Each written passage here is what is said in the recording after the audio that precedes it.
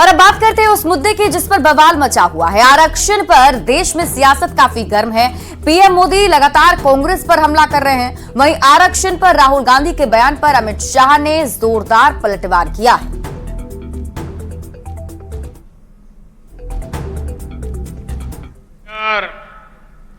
OBC के हक पर है। 2024 के महासंग्राम में जुबानी जंग जारी है। हर दिन दोनों तरफ से योद्धा एक दूसरे पर नए नए हथियारों से हमला कर रहे हैं। कोई इस हमले में घायल हो रहा है तो कोई उससे भी ज्यादा मजबूती से पलटवार कर रहा है। इन्हीं नए हथियारों में से एक है आरक्षण का हथियार। पीएम मोदी लगातार हमलावर है और अब वो लोगों को आगाह कर रहे हैं कि कांग्रेस की मंशा SC/ST आरक्षण भी छीनने की है। क्या आप ओबीसी के आरक्षण को लूटने देंगे? क्या आप ओबीसी के आरक्षण पर डाका डालने देंगे?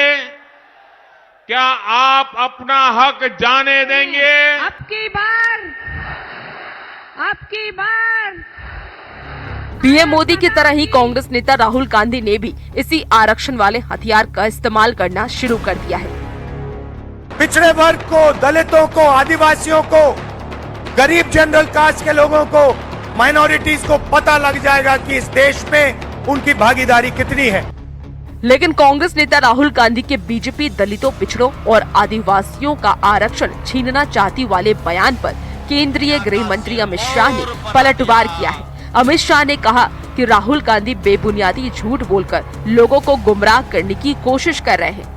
भारतीय जनता पार्टी की सरकार इस देश में 10 साल से चल रही है और दोनों बार पूर्ण बहुमत की सरकार मिली है। अगर भारतीय जनता पार्टी की मंशा होती कि आरक्षण को खत्म करना है तो हो चुका होता, बल्कि नरेंद्र मोदी जी ने पूरे देश के दलित, पिछड़े और आदिवासी भाई बहनों को गारंटी दी है, जब तक भारतीय जनता पार्टी है आरक्षण को कोई हाथ नहीं लगा सकता। पिछले एक हफ्ते में चुनाव प्रचार के ट्रेंड को देखा जाए तो परिवारवाद, भ्रष्टाचार और जंगल राज का मुद्दा फिलहाल पीछे छूट चुका है और संविधान को खत्म करने का प्रयास, लोकतंत्र पर खतरा और ओबीसी आरक्षण में डाका जैसे नए मुद्दों की एंट्री हो चुकी है। यानी एक बार फिर चुनाव में हिंदू मुसलमान खूब हो रहा है और इसकी सबसे बड़ी वजह ये है कि कर्नाटक की कांग्रेस सरकार ने राज्य में मुसलमानों की सभी जातियों को ओबीसी में शामिल कर उन्हें आरक्षण का लाभ दे दिया है, जिसे कांग्रेस की तुष्टीकरण की राजनीति का एक बड़ा हिस्सा माना जा रहा है और इस पर बीजेपी सबसे ज्यादा हमलावर है। Bureau report, news 18। देश के राजा महाराजा और राजपूतों पर राहुल गांधी के विवादित बयान पर बवाल मच गया है। पीएम मोदी ने राहुल गांधी को निशाने पर लेते हुए करारा जवाब दिया है। पीएम ने कहा है कि राहुल गांधी राजा महाराजाओं को गाली दे रहे हैं, लेकिन राहुल को मुगलों के अत्याचार याद नहीं आते। राहुल गांधी औरंगजेब की सोच रखने वालों से हाथ मिलाते हैं और नवाबों के खिलाफ कुछ नहीं बोलते। राजाओं महाराजाओं का राज था, जो भी वो चाहते थे कर देते थे। किसी की जमीन चाहिए होती थी, उठा के ले जाते थे। ये शहजादे का कहना है कि भारत के राजा, भारत के महाराजा ये अत्याचारी थे। लोकसभा चुनाव का तीसरा चरण और भीषण हो चुका है।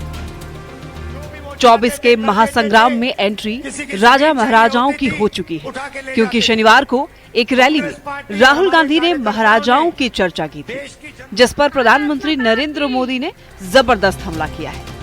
पहले राहुल गांधी का बयान सुन लीजिए। राजाओं महाराजाओं का राज था, जो भी वो चाहते थे कर देते थे। किसी की जमीन चाहिए होती थी, उठा के ले जाते थे। कांग्रेस पार्टी और हमारे कार्यकर्ताओं ने देश की जनता के साथ मिलकर आजादी प्राप्त की, लोकतंत्र लाए और संविधान देश को दिलवाया। राहुल गांधी के इसी बयान को बीजेपी नेता अमित मालवीय ने ट्वीट किया था और आरोप लगाया कि उस वीडियो में राहुल गांधी ने अपने भाषण के जरिए राजपूत समाज का अपमान किया है। यानी 2024 के प्रचार के शोर के बीच राजा महाराजाओं की भी एंट्री हो गई है। राहुल गांधी के राजा महाराजाओं वाले बयान पर अब पीएम मोदी ने प्रहार किया है। पीएम मोदी ने कर्नाटक में बेलगावी की जनसभा में राहुल गांधी पर राजा और महाराजाओं को गाली देने का आरोप लगाया और औरंगजेब की सोच रखने वाले से हाथ मिलाने का भी आरोप लगाया। पीएम ने कहा कि राहुल को मुगलों के अत्याचार याद नहीं, राजा महाराजाओं को गाली दे रहे हैं। ये शहजादे का कहना है कि भारत के राजा, भारत के महाराजा ये अत्याचारी थे, ये गरीबों की जमीन छीन लेते थे, जब मर्जी पड़े तब उनका सब हड़प कर लेते थे। कांग्रेस के शाहजादे ने छत्रपति शिवाजी महाराज,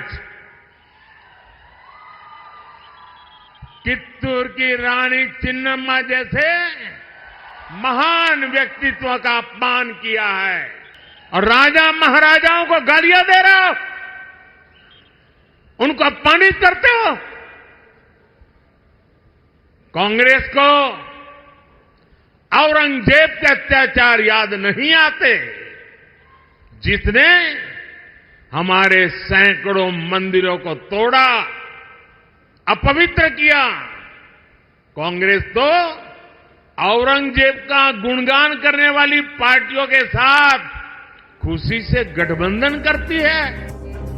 हम आपको अब इस मुद्दे पर बयानबाजी भी तेज हो गई है। मतलब साफ है, पहले चरण में विकास और रोजगार के मुद्दे पर छिड़ी सियासी लड़ाई दूसरे चरण तक हिंदू मुसलमान पर आ गई और अब जब तीसरे चरण के लिए प्रचार परवान पर चढ़ने लगा तो हिंदू मुसलमान का मुद्दा राजा महाराजाओं पर शिफ्ट हो चुका है, जिसमें एक तरफ बीजेपी है तो दूसरी तरफ सियासी शहजादे। Bureau report, news 18। प्रधानमंत्री नरेंद्र मोदी 3 मई को झारखंड दौरे पर आएंगे। पीएम 2 दिन में 3 लोकसभा क्षेत्रों में जनसभा करेंगे और बीजेपी प्रत्याशी के लिए वोट की अपील करेंगे। पीएम के दौरे से पहले प्रदेश में सियासी बयानबाजी ने रफ्तार पकड़ ली है। जेएमएम ने जहां बीजेपी और पीएम से सवाल पूछा है तो बीजेपी भी जवाब देने में पीछे नहीं है। ये रिपोर्ट देखिए।